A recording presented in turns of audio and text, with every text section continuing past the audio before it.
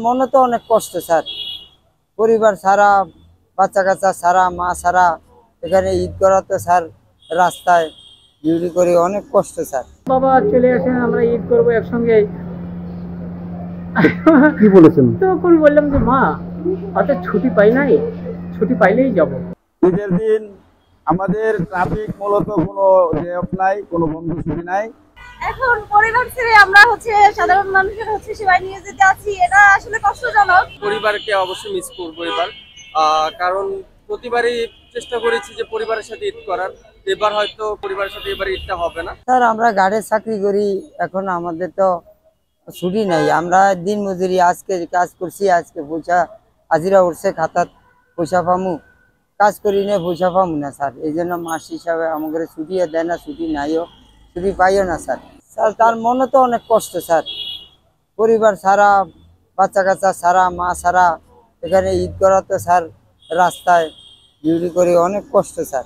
ঈদ এরকম হয়েছে স্যার, প্রতিটা ঈদই আমাদের কোনো ছুটি পাই না। আমরা ঈদের দাবি তো আমরা যামু, বাচ্চা কাচ্চা লিয়ে আয়ুষ আনন্দ করুম, ঈদ বাজার করুম, এটা পারি না স্যার, করতে যাইতে পারি না, এই আর কি।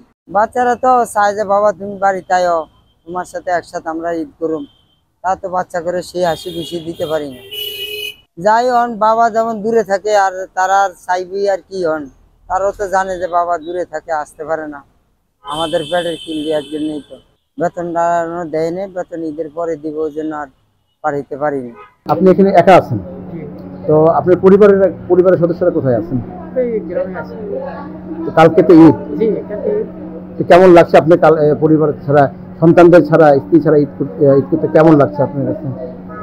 ওদের ওদের ছাড়া খুব খারাপ লাগছে, কিন্তু একটাই আনন্দের বিষয়, যেহেতু চাকরি করি, এই ক্ষেত্রে আপনাদেরকে নিয়ে আনন্দ করতেছি বা করব, এবং আপনাকে সবাইকে নিজেদের আপনজন মনে করেই আমি চলাফেরা করতেছি। তাছাড়া তো এখানে টিকতে পারবো না, তাহলে তো চাকরি ছেড়ে চলে যাওয়া লাগবে। আপনার সন্তানরা কি আপনাকে ফোন দিয়েছিল? জি, তারা বলছিল যে আসো বাবা? হ্যাঁ, বাবা চলে আসেন, আমরা ঈদ করবো একসঙ্গে। কি বলেছেন? তখন বললাম যে মা, অত ছুটি পাই নাই, ছুটি পাইলেই যাব। সন্তানদের জন্য কিছু পাঠিয়ে পারি? সীমিত একদম পাঠাচ্ছি। সব তো নির্ভর করবে আমাদের ইনকাম সোর্সের উপর। এইটার মধ্যে আমরা যে টাকাটা বেতন পাই, আমরা ঘর ভাড়া দেই, খাই, তারপরেই বাড়িতে পাঠাই। আপনার পরিবারে কে কে আছেন? তার পরিবারে আমার একটা মেয়ে আছে, আমার ওয়াইফ আছে। মেয়েদের বয়স কত? তারা কি কিছু করে? মেয়েরা পড়ালেখা করে।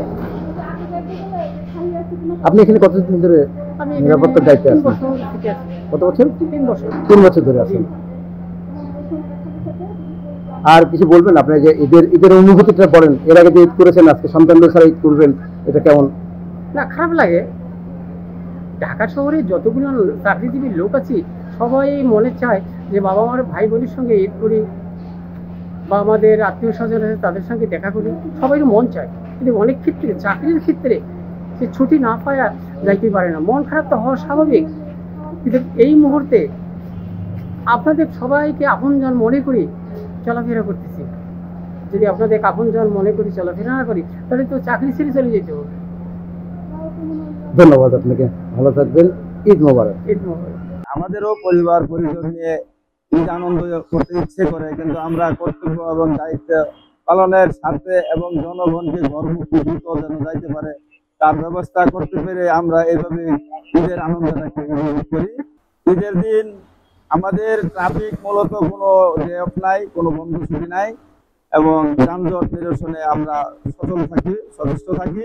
ঈদের নামাজ এটা সৌভাগ্যের ব্যাপার, যদি ওইভাবে সময় বের করে 5-10 মিনিট আমরা বের করতে পারি, তাহলে হয়তো আমরা কোনো জামাতের আশেপাশে, ডিউটি পোস্টের আশেপাশে কোথাও যদি জামাতের ব্যবস্থা হয়, সেখানে হয়তো আমাদের সিনিয়র সার্ভিসকে বলে যেতে পারি, তাহলে যাইতে পারি। যাই তা না হলে আমরা ওই রাস্তায় থাকি, রাস্তায় দায়িত্ব পালন করি, যাতে কোনো গাড়ি যানজট বা অন্য কোনো প্রবলেম না হয়, সেটার জন্য আমরা ওইভাবে কাজ করি।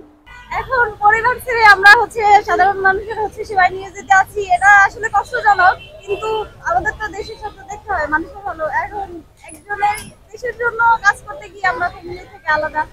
এই বিষয়টা হচ্ছে দুঃখজনক যে কালকে ঈদ আমরা ফ্যামিলির সাথে কাটাইতে পারতাম অন্তত বছরের একটা দিন, সেটা দেখে আমরা জনগণের সাথে যে দূর থেকে কথা বলা ছাড়া আর কিছুই পারছি না। তাদের জন্য দোয়া রইলো, তবে তাদেরকে অনেক মিস করতেছি। পরিবারকে অবশ্যই মিস করবো এবার, কারণ প্রতিবারই চেষ্টা করেছি যে পরিবারের সাথে ঈদ করার। এবার হয়তো কোনো একটা কারণে হয়তো দেশের স্বার্থে আমার আর পরিবারের সাথে এবার ঈদটা হবে না। আশা করছি পরবর্তী ঈদটা আমি পরিবারের সাথে সুন্দরভাবে কাটাতে পারবো ইনশাল্লাহ। তো সকলের কাছে দোয়া প্রার্থী, এবং আমার পরিবার, আমার বাবা মা ভাই বোন বন্ধু যারা আছে সবাইকে আমার পক্ষ থেকে অগ্রিম ঈদ মোবারক, এবং সবার জন্য অনেক অনেক শুভকামনা, যেন তারা ইভেন পুরো দেশের প্রত্যেকটা জনগণকে আমার পক্ষ থেকে ঈদ মোবারক, যেন আমি এবং এটাও দোয়া করছি যেন সকলে এবার ঈদটা খুব আনন্দের সাথে কাটাতে পারে। আসলে সত্য কথা বলতে আমরা যারা ট্রাফিকে 5 আগস্টের পর কাজ করেছিলাম তাদের তো বিএনপি থেকে আমাদের উপদেষ্টা আসিফ মাহমুদ ভাইয়ের মাধ্যমে এত সুন্দর একটি সুযোগ পার্ট টাইম জবের ব্যবস্থা করে দিয়েছে। তো আমরা যখন এই রমজান মাসে কাজটা শুরু করি তখন থেকেই আসলে আমাদের সময় মতো কিন্তু বাড়ি ফেরা হয় না।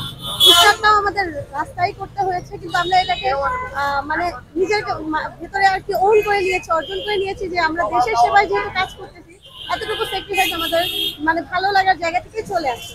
আর যেহেতু আমাদের দেশের ক্রান্তি লগ্নে আমরা কাজ করতে পেরেছি, তাই এই সময় এই মুহূর্তে কাজ করতে পেরে জনগণের জন্য আরো বেশি ভালো লাগছে।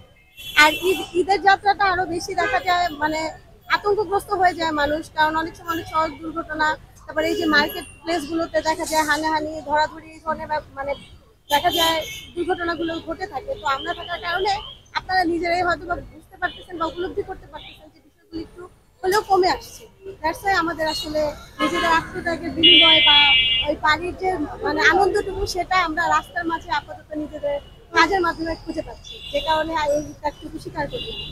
তো এটা আসলে কষ্টের একটা জায়গা, আর বাসার মানুষও আফসোস করে যে একসাথে ইফতার করা হয় না, আর একটা মেয়ে ঘরে থাকলে সেটা গুছানো গাছানো তার অনেক দায়িত্ব থাকে। তো সেই কারণে আমি যেহেতু বাইরে কাজ করতেছি তো দেখা যায় আমার ঘরটা একটু এলোমেলো থাকে, বা এই যে ক্লান্তি মানে কাজটা সেরে অবশেষে বাড়িতে ফিরে সেম সেই ঘরোয়া কাজ করা, আবার সেই মানে সেম রুটিনে কাজটা আমাদের অগ্রযাত্রা হচ্ছে এরকমটাই। তো যে কারণে আসলে কষ্ট লাগে, মনের ভিতরে যে কষ্ট লাগে না সেটা না, পরিবারকে মিস করি।